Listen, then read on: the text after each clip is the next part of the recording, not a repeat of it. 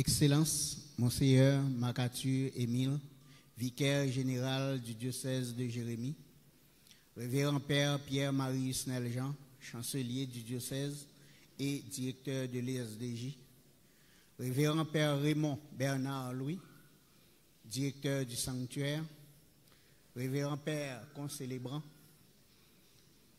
distingués membres de la direction de l'ESDJ, corps professoral, différentes autorités civiles, politiques et judiciaires, chère commère Madame Judith Andris et chère commère Madame Natacha Jean-Louis,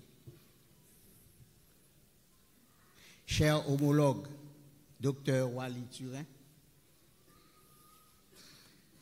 Madame Gertrude Benjamin Séjour, l'os de mes os, chair de ma chair, chers récipiendaires, parents, amis, distingués invités, la presse parlée, écrite, télévisée et en ligne. C'est avec une joie immense que je prends parole en cette solennelle circonstance, perpétuant une tradition bien établie, consistant à marquer la sortie d'une promotion. C'est avec fierté que j'ai pris connaissance de la décision de cette promotion de jeter son dévolu sur ma modeste personne comme parrain et que les responsables ont entériné.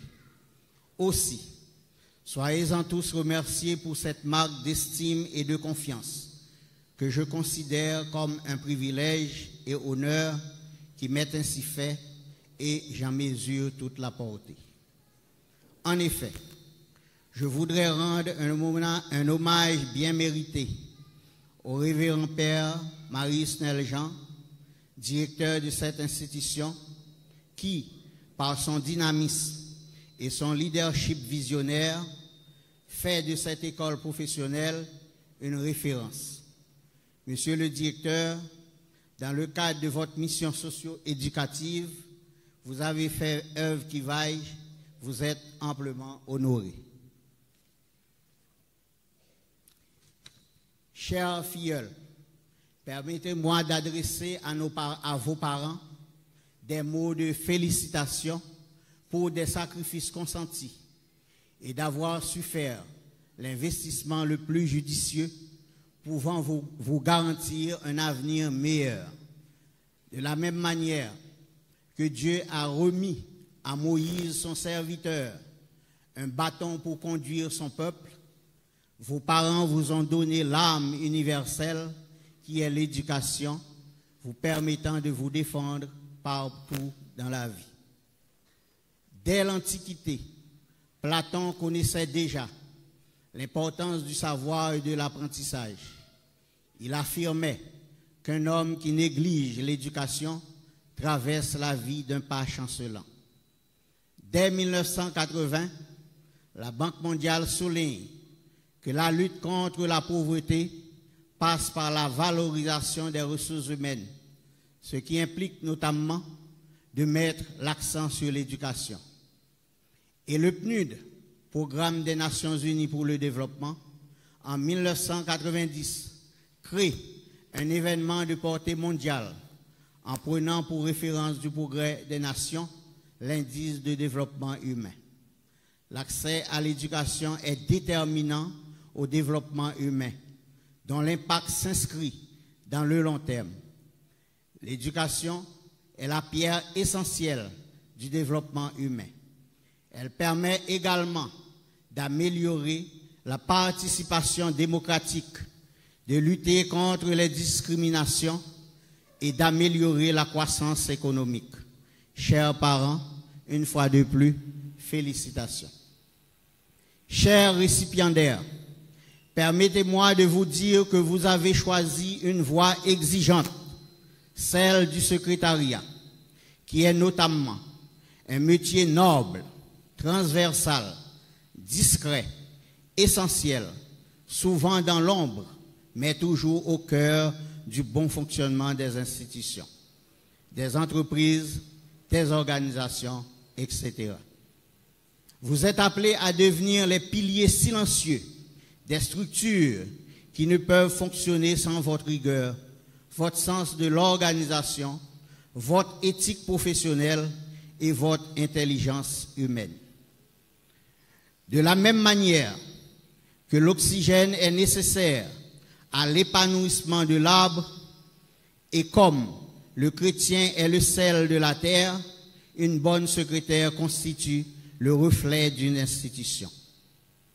Dans ce monde dynamique qui change, votre métier demeure une encre. Vous serez les bras droits des dirigeants, les gardiennes de la mémoire, les ponts entre l'administration et l'humanité. Il importe de signaler que l'école de secrétariat du diocèse de Jérémie vous a offert non seulement des connaissances, mais aussi vous a inculqué des valeurs morales et chrétiennes, des vertus cardinales, vous a formé à être des professionnels intègres, de rigueur, de discrétion et d'excellence. Je vous convie toutes à briller partout, car, comme disait l'autre, si vous ne pouvez pas être une étoile qui brille dans le ciel, soyez au moins une lampe qui éclaire la maison. Mesdames, mesdemoiselles, messieurs, distingués invités, chers filleuls, il y a particulièrement dans la vie de chacun de nous des jours qui revêtent d'une coloration particulière et qui restent à jamais gravés dans les mémoires. Ce samedi 31 mai 2025 est vraisemblablement de cela pour vous et ceci pour une double raison. D'abord, parce que vous allez recevoir les diplômes sanctionnant 3 années de formation au secrétariat. Ce parcours a été à la fois riche, dense et nécessitant de vous un travail assidu, un sens de discipline rigoureux et beaucoup de sacrifices. Ensuite, parce que ce jour marque le début de votre entrée dans la vie professionnelle où vous serez désormais autrement considéré par votre entourage. La patience est amère, mais son fruit est doux. Mes chers filleuls, en ce moment solennel, tirés à 4 épingles, ressemblez à des joyaux des mains de Dieu tombés, vous êtes en train de savourer les fruits de vos efforts. Aussi, comprendrez-vous la joie et l'honneur de vous adresser mes chaleureuses félicitations pour votre succès de ces années de dur labeur, de persévérance, avec le soutien inconditionnel de vos proches, à qui vous devez beaucoup et que je tiens aussi à féliciter au passage. Si ce moment de joie est intense, il ne faut pas oublier qu'il ne s'agit que d'une étape dans la vie. Le diplôme est certes important. Toutefois, vous allez quitter la vie de l'université pour aller affronter l'université de la vie. Celle-ci est fortement semée d'embûches, surtout au regard du contexte actuel de notre pays et d'un monde débridé, comme le souligne si bien le philosophe français Régis Debray, où l'échelle des revenus est devenue l'échelle des valeurs.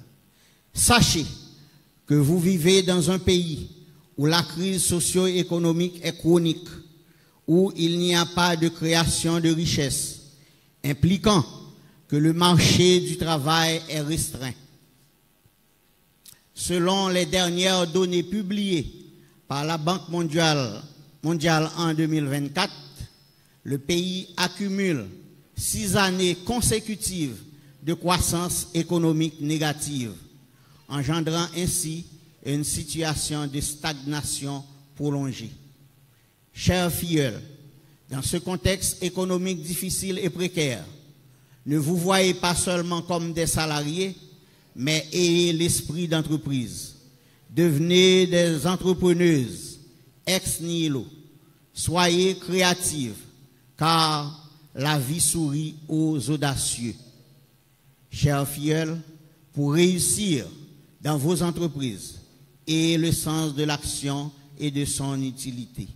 Car les connaissances, les expériences personnelles et professionnelles acquises n'auront de sens que si elles vous permettent d'agir, de créer, de développer des projets concrets utiles à vous-même et à la société.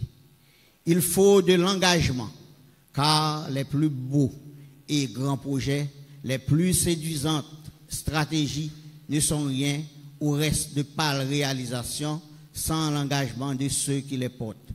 Engagez-vous personnellement dans vos projets et y injectez toute votre énergie. Défendez votre conviction et poursuivez vos rêves. Enfin, mesdames, mesdemoiselles, messieurs, distingués invités, ayez confiance et foi dans l'avenir.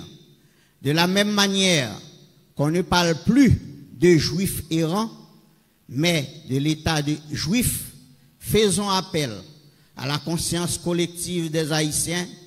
À l'instar du phénix, Haïti renaîtra de ses cendres, car un pays ne meurt jamais. Merci.